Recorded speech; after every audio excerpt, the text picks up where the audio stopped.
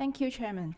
It is my pleasure today to share with you the topic on SBRT to re-irradiate lung cancers. So in my 10 minutes presentation, I will do a brief literature review on evidence on SBRT re-irradiation of lung cancer, and then I will discuss on the major toxicities reported, and then followed by a sharing of our local data and experience. So in our practice, we often encounter the scenario of needing to re-irradiate the lung. And it can be either a new lung primary or recurrence in the lung. And it can be classified into three scenarios. In the first scenario, there is out-of-field relapse. So there is no overlap with previous radiotherapy field. And in the second scenario, there is border field relapse, where there is low dose overlap in the RT field. And in the third scenario, there is in-field relapse, so there will be high dose overlap in two radiotherapy fields. And this graph summarizes the reported series on SBRT re-irradiation of the lung.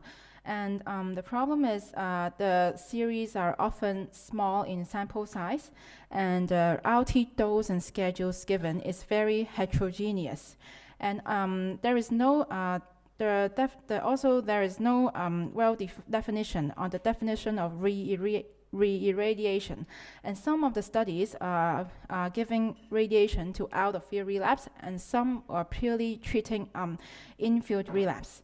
And often the accumulated total physical dose are often not reported. So most studies suggest that there is a promising local control rate of around 40 to 90%, and a 1-year survival of 60 to 80%. And concerning toxicities with re-irradiation, the most common toxicities is pneumonitis and chest wall pain. And of note, there is cases reported to have death of bleeding and aortoesophageal fistula after re-irradiation of mediastinal structures.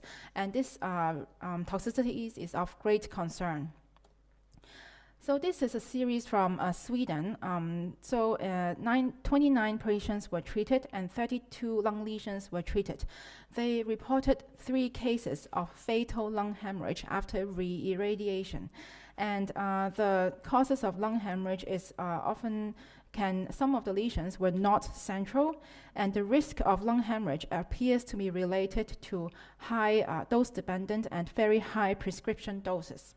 And the interval between 2 treatments ranges from 1 year to 3 years. And bleeding from lung can occur as early as 6 weeks from retreatment or up to 1 year after retreatment. And concerning radiation pneumonitis, a retrospective review from MD Anderson Cancer Center analyzed a group of patients and tried to come up with some predictive factors for radiation pneumonitis after retreatment. And they established a scoring system to predict RP. And they found that severe RP can be increased, risk of increase, and is related to associated with patient ECOG PS of 2 to 3 before SABR, FEV1 less than equal to 65% before SABR, and the V20 in the combined RT plan of more than 30%, and then prior RT treatment PTV covering bilateral mediastinum are all factors significantly associated with an increased risk of radiation pneumonitis. And the occurrence of RP can be up to around 20%. Now I would like to move on to sharing of some of our local experience in the past 8 years. So we have treated 5 patients with re-irradiation using SBRT, and the median KPS is 90, age ranged from 48 to 70. And concerning histology, 1 had squamous cell carcinoma, 2 had adenocarcinoma, 1 patient had small cell lung cancer, and 1 had non-small cell lung cancer. And the initial stages of disease, 3 were stage 1 disease, and the other 2 patients had stage 3 disease. And concerning the prior treatment received, 1 patient had prior radical radiotherapy, 2 had SBRT, 1 patient had prior radical chemoirradiation, and 1 patient had lobectomy followed by postoperative chemoirradiation. Concerning the prior radiotherapy technique, 2 were treated with external beam radiotherapy and 2 with SBRT. 2 patients developed in-field recurrence and 3 had out-of-field recurrences. So this graph summarizes the treatment received and outcome of the 5 patients. So 2 patients, for the prior treatment, 2 had SBRT and the remaining 3 had conventionally fractionated radiotherapy. And the interval from between the 2 treatments ranges from 6 months to up to 86 months. So 3 patients had out-of-field recurrence and 2 patients had in-field recurrence. And at the same time, these in-field recurrences was centrally located. So for these 2 patients, we have treated them with re-irradiation using SBRT with the smaller fractional dose. And of these 2 patients, 1 of them developed distant metastasis and 10 months and died at 17 months after retreatment. And apart from this patient, the other 4 patients were all able to achieve good disease control after retreatment. One patient remained alive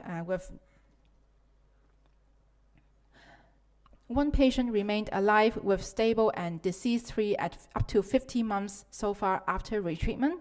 2 other patients died of non-cancer causes at 32 months and 10 months respectively.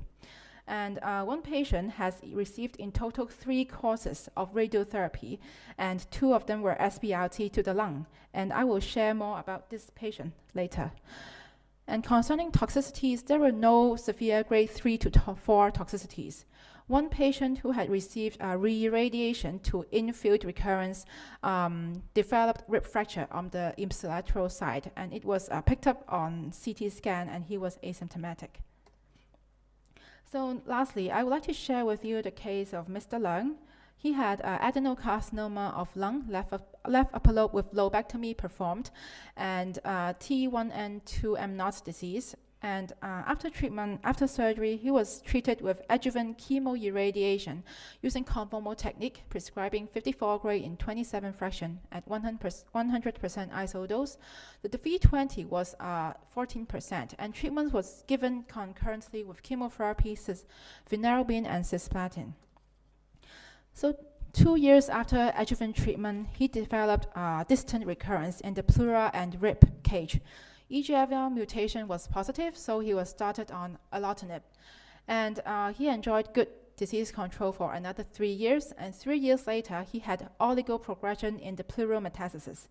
And the site of pleural metastasis was just below the previous site, lower border of the previous radiotherapy field.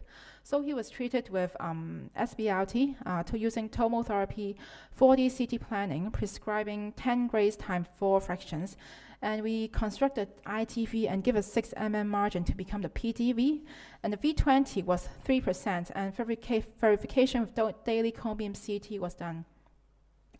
And after SBRT, he had good disease control for another 3 years. And then 3 years later, he had further still oligoprogression in the contralateral lung. So this time we had given him third RT treatment using SBRT. And this time with VMAC technique, 4D planning CT, giving a dose of 10 grays times 5 fraction.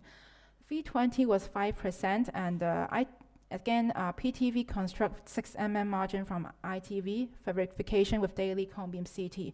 And he just completed treatment in July this year, and so far he remained stable and with no symptoms 4 months after the third RT treatment. And so far he has survived for 10 years after diagnosis of lung cancer and 8 years after his first recurrence. So in conclusion, SBRT re-irradiation gives promising local control and survival rate, but caution needs to be exercised when selecting case to do retreatment to avoid significant toxicities such as radiation pneumonitis. And when re-irradiating central lesion, it should be done with extra caution because of chance of high-grade fatal toxicity. This is the end of my presentation. Thank you.